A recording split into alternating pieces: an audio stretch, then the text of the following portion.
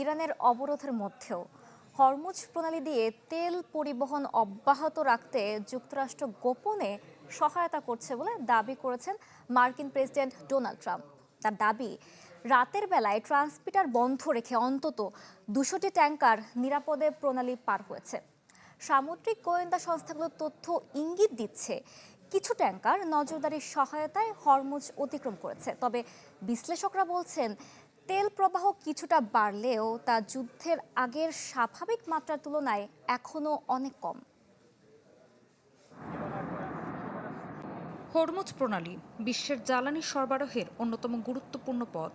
ইরানের অবরোধের মধ্যেও এই প্রণালী দিয়ে লাখ লাখ ব্যারেল তেল বিশ্ববাজারে পৌঁছে দিতে যুক্তরাষ্ট্র গোপনে অভিযান চালিয়েছে বলে দাবি করেছেন মার্কিন প্রেসিডেন্ট ডোনাল্ড ট্রাম্প। বলেন, রাতের আধারে ট্রান্সমিটার বন্ধ রেখে অন্তত 200টি ট্যাঙ্কারকে নিরাপদে প্রণালী পার হতে সহায়তা করেছে মার্কিন বাহিনী। এসব জাহাজে ছিল 10 কোটিরও বেশি ব্যারেল তেল। তবে তথাকথিত গোপন মিশন নিয়েও প্রশ্ন উঠেছে। মার্কিন জ্বালানি সচিব ক্রিস রাইট বলেছেন, এত বিশাল আকারের কোনো অভিযানের বিষয়ে তিনি অবগত নন।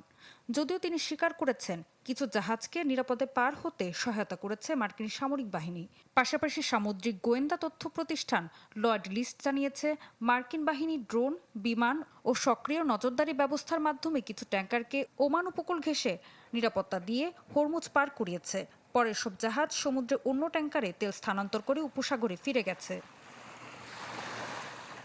বাজার বিশ্লেষকরা বলছেন, এপ্রিলের শুরু থেকে প্রতিদিন গড়ে প্রায় 19 লাখ ব্যারেল তেল এভাবেই হরমুজ পেরিয়েছে।